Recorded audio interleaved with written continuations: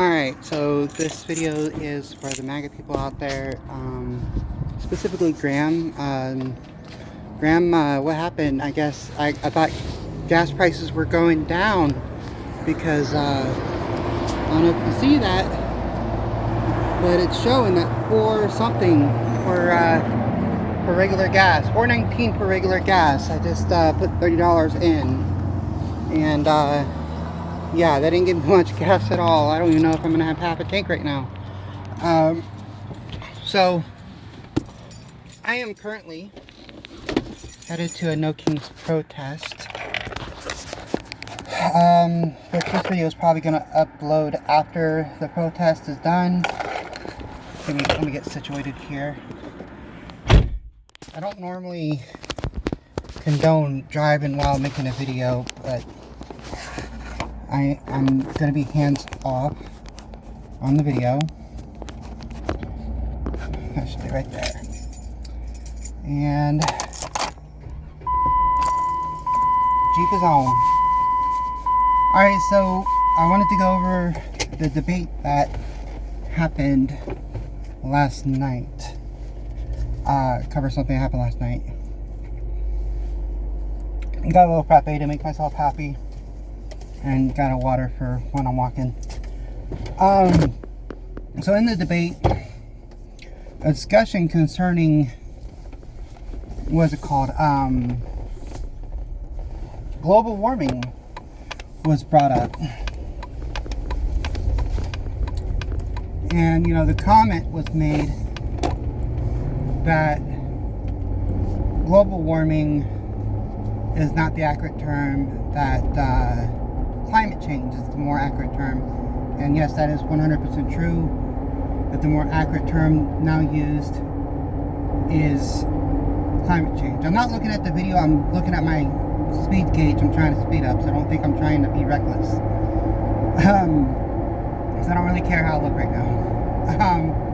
So there is a couple of things that was mentioned in there.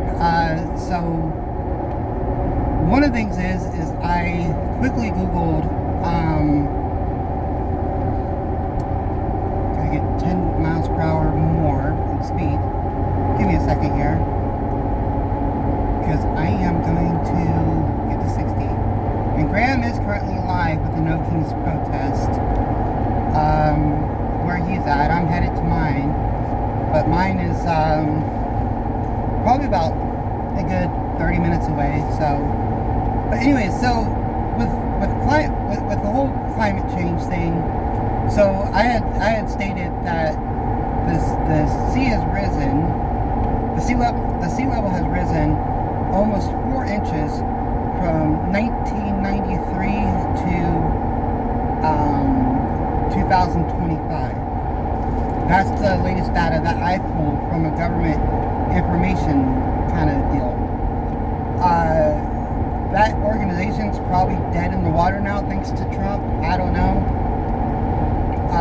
But it was recognized by the government that the sea did rise 4 inches. They did not get that data from using a yardstick at a shore. You know, that's not the best way to tell whether or not the sea has risen. But that's moreover been measurements done from satellites all across the world. So they pretty much compiled a bunch of data together, and they did their very complicated math on all of it, on all the numbers from various locations across the world, and found that the sea level indeed did rise a total of almost 4 inches. Wasn't exactly 4 inches, but it almost hit 4 inches.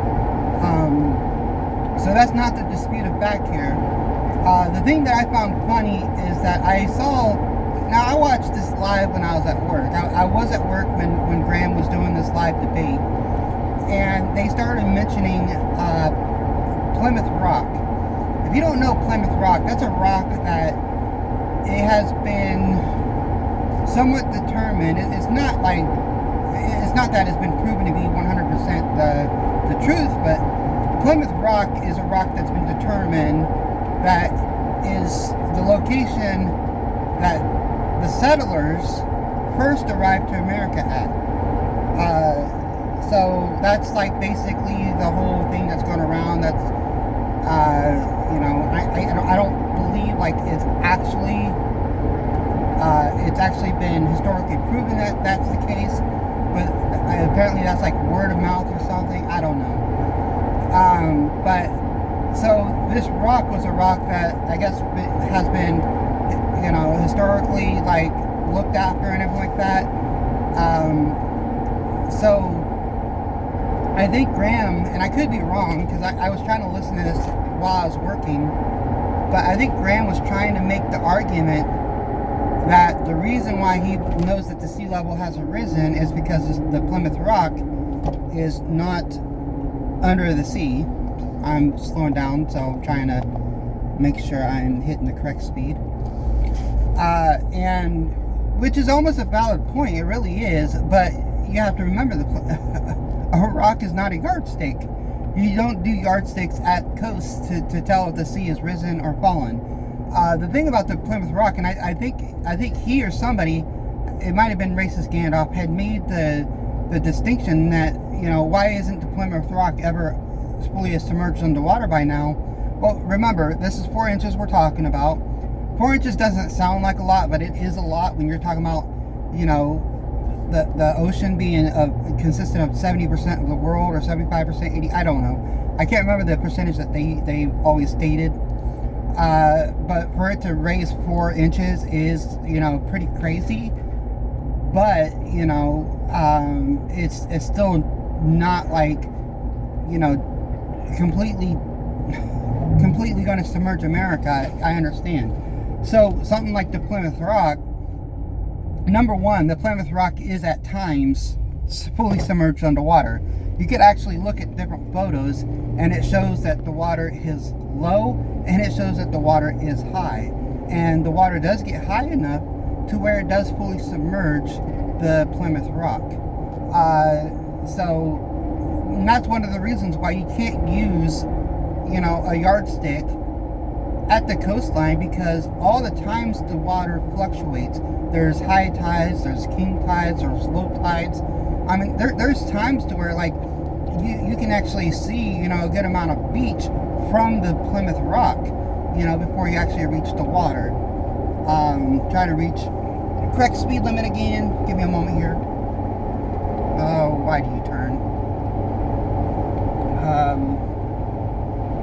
Yeah, so, Plymouth Rock,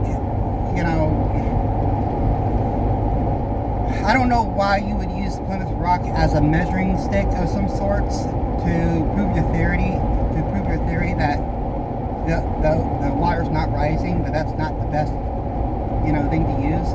That's actually laughable to use that.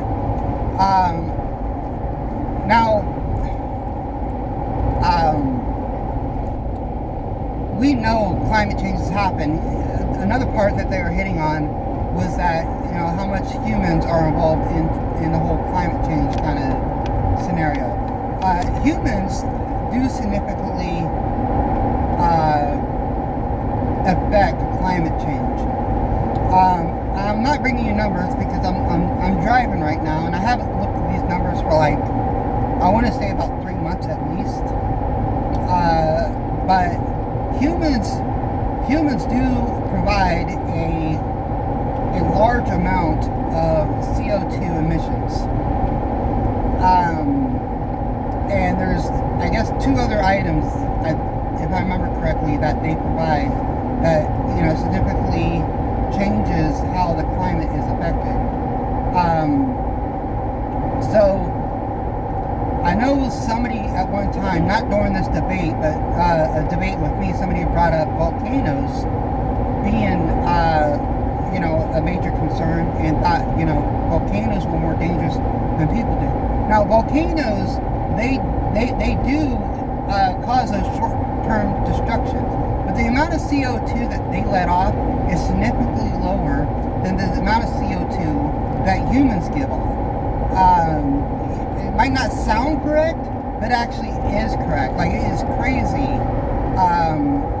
how much we affect the world than a volcano going off. Like, it's pretty crazy. But the thing is, like, when a volcano goes off, there's other chemicals that spew out in it, and it actually turns out that a volcano going off actually does our world a lot more favors than we are willing to admit.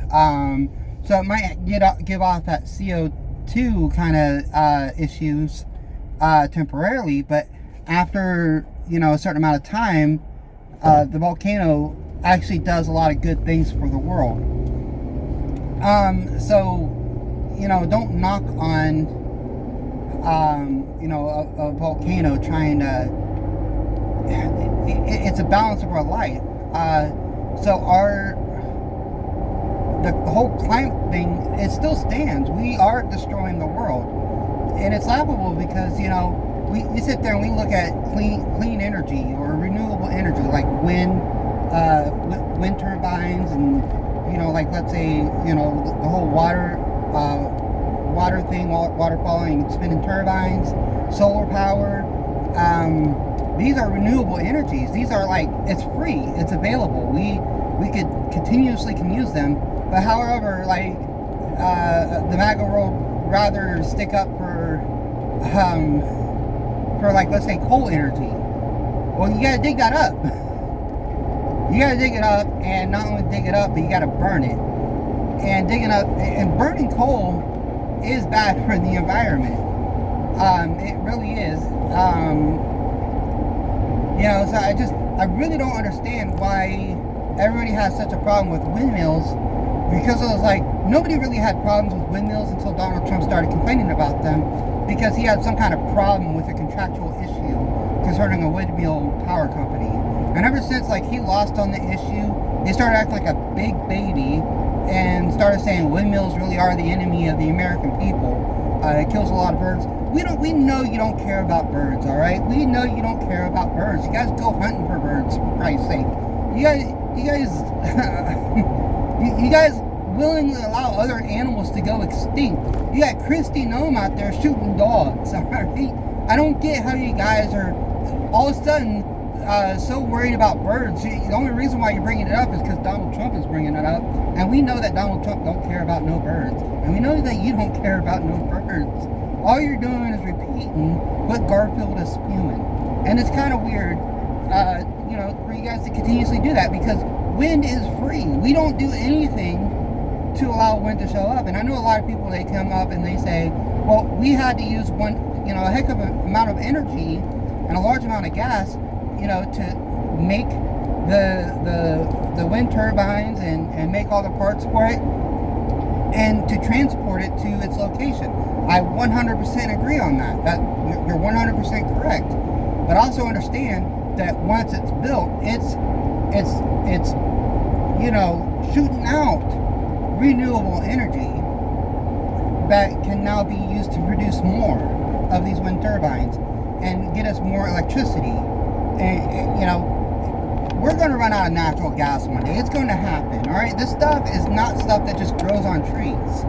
It's not renewable energy. We're going to run out one day, and we're not going to be able to produce any more for millions of years.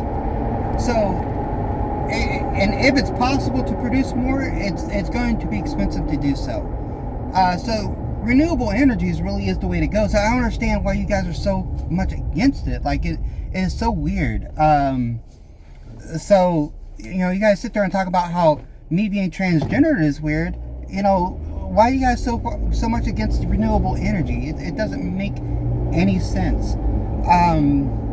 But yeah, so another thing was talked about was, like, scientists. Like, should we really trust scientists? You know, like, I work in logistics.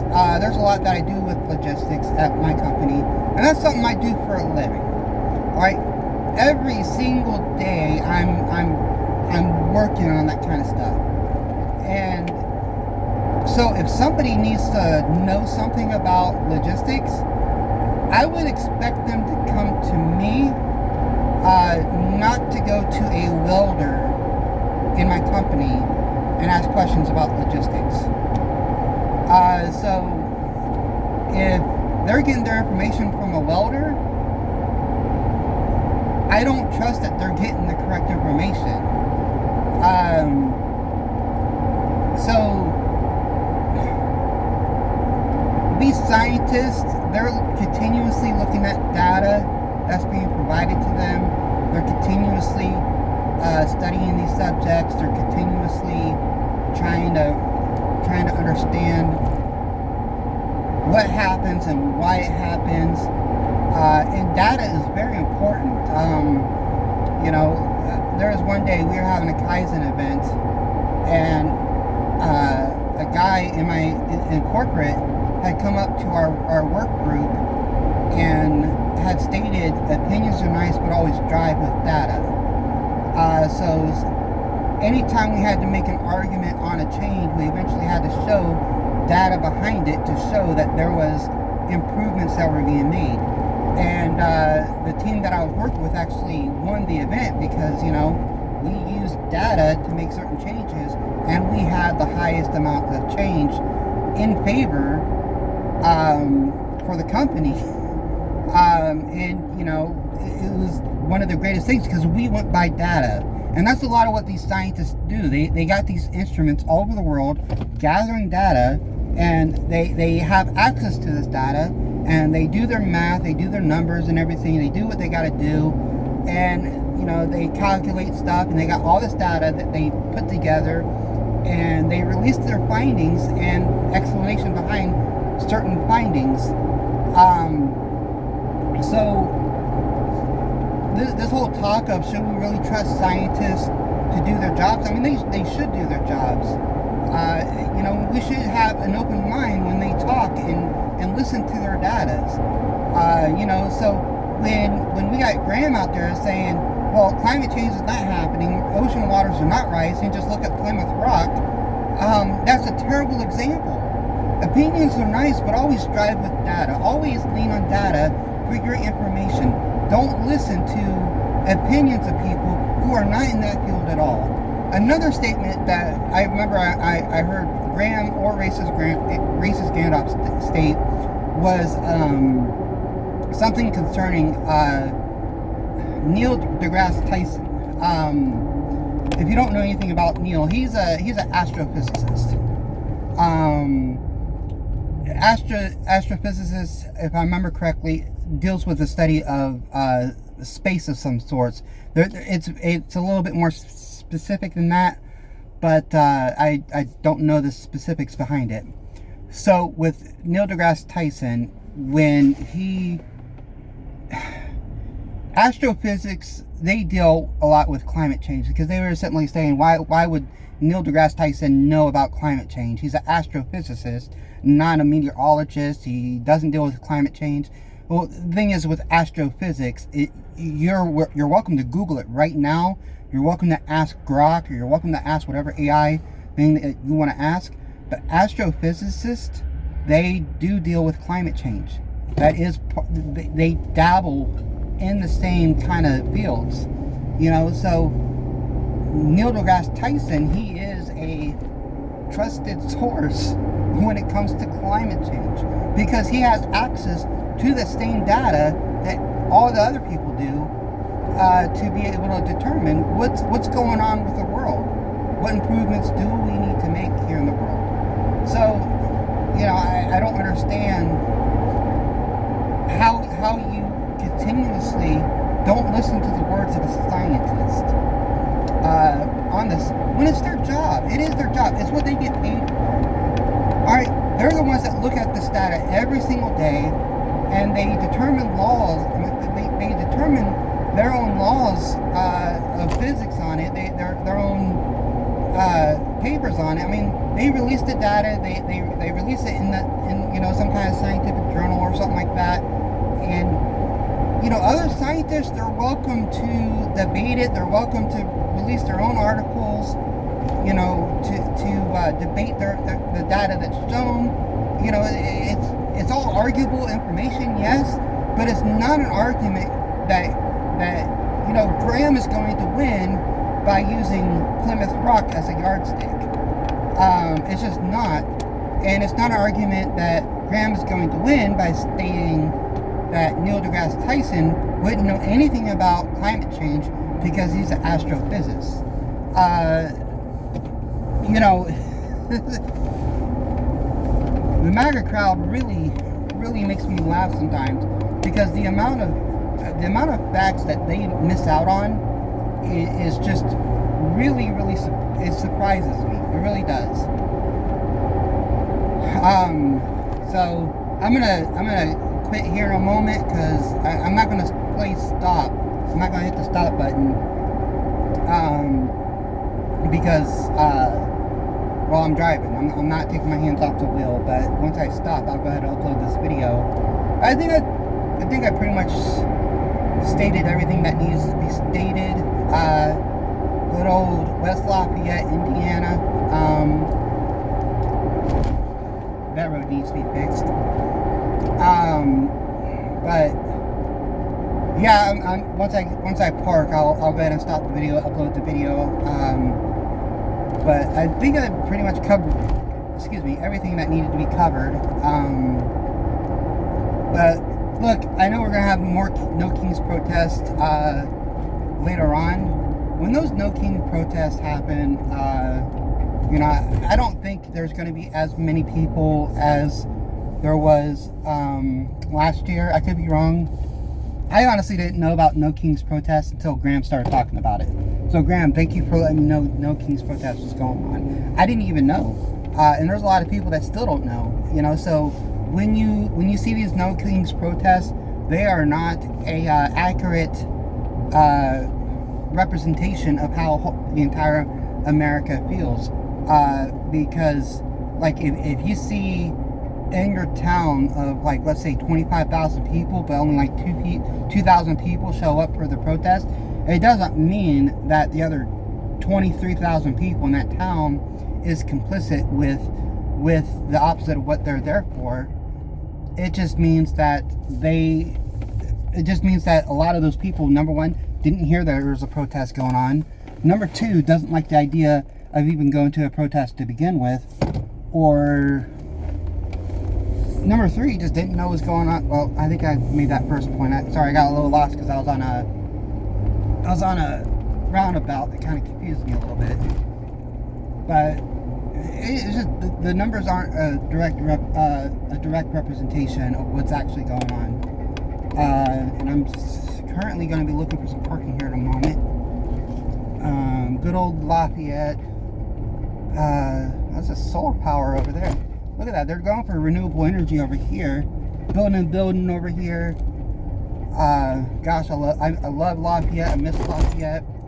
I consider Lafayette my home. This road has been closed down since last year. I'm hoping that it opens up soon. It might actually be opened. No, it's not. It's closed. It has to be closed. The gate is open, but I think the road is closed. But no, I love Lafayette, Indiana. It's the greater Lafayette with Lafayette and West Lafayette combined. That's where Purdue University is. There's a lot of progression going on in the city. You know, it's not the largest city in Lafayette, but in Indiana, but it is, in my opinion, one of the best cities in Indiana. Just because, like, the people here are so awesome. I know a lot of people sit there and say that Lafayette's getting dangerous. It's not. It's really not. I could walk in downtown Lafayette at 3 o'clock in the morning and still feel safe. You know, so some of these roads are closed off for the protest. So this is actually pretty exciting. The protest here is actually pretty large. You can actually see people walking with signs already. Signs that are not pre-made. Like, they literally drew on them. You can actually, well, I can't show you right now, but I'm like looking at it. They're carrying those signs. And I am going to be filming part of the No Kings protest.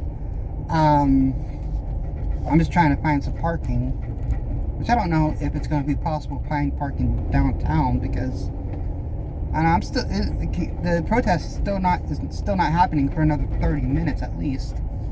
I'm not going to turn here. That's next to the police station. Then we'll have to go just a little bit more into the downtown.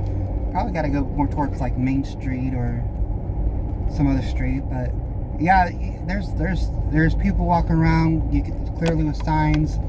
as they're on their way to the protest. Oh gosh, okay. I can park over here, but I don't know if I want to park like here. Well, I mean,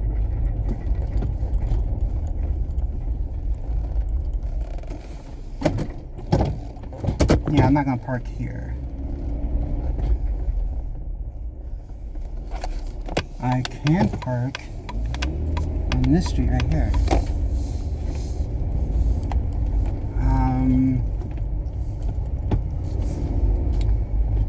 Yeah, so I'm gonna park right here.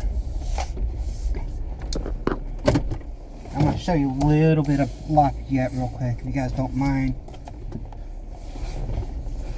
Just parking real quick.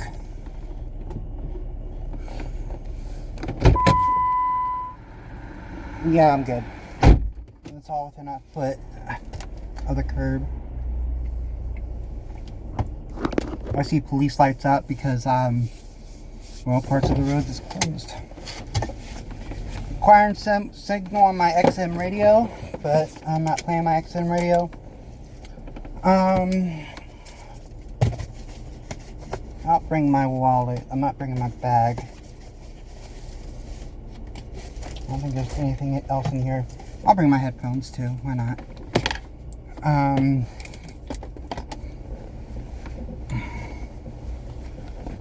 So, got my hoodie. Got my wallet. Headphones, wallet. I got a big pocket in my hoodie, so I'll do.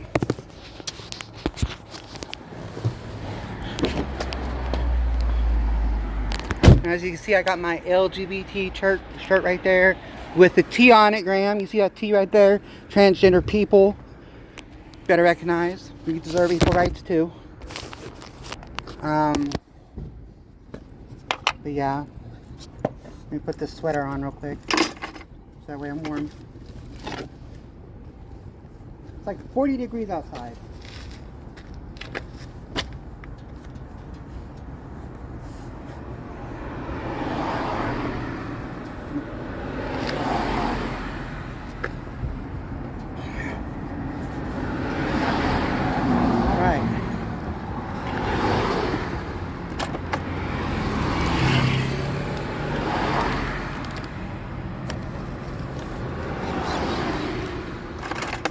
Got my keys. My Jeep is locked. So you guys can see, that's my Jeep right there. The Jeep Wrangler Sahara Unlimited. Really good vehicle, really beautiful in my opinion. Alright, so this is Lafayette. Right here. I can actually cross right here, so I'm gonna cross, but I mean, you're not really seeing like a really good portion of it. But you can see like this is the police station right here. This is brand new. That police station right there is brand new. So it's a really good city in my opinion. I love Lafayette. I consider Lafayette my home. But yeah, it's a really cool police station. They got a really nice plaza up there. I've never been in there. Number one, I don't live in Lafayette, and number two, I never really had a reason to go in the police station, but maybe one of these days before I grow up, I don't know, we'll see. But yeah, you're not really seeing the nicest part of Lafayette. This is more over like the downtown part. They got taller buildings. They have building. I think the tallest building is like maybe 11 stories. They're building more buildings in West Lafayette that are just as taller or taller. So Lafayette, Indiana is a really, really good city in my opinion. go around this corner and see. Yeah, it's not really much more down this corner, but there's some really good areas. Waiting for this light to turn green so I can cross. Yeah, so Graham, if you watch this video, some of the information that you share is inaccurate, 100% inaccurate. So always drive with data. Data should be important. It should be one of the most important things to follow. I think I'm gonna go ahead and go, because I mean, I don't know if you can see down there, but there's police lights going on. There's people starting to go, and we're not even gathering down there. I still got some walking to do. I got about, I don't know, about a quarter of a mile to walk still. Because we're meeting on the pedestrian bridge on the other side of it in West Lafayette. I'm in Lafayette right now, so I got to walk from Lafayette to West Lafayette. But the thing is, we'll be walking from West Lafayette back to Lafayette in a circle. So that's how this protest is working here in Lafayette, Indiana. But so I'm gonna go ahead and stop this video, upload it, and I'm gonna try to do some videos of me during this protest. Thank you guys so much for watching. Please be safe. Smash that like button, using Graham's words. Bye everybody.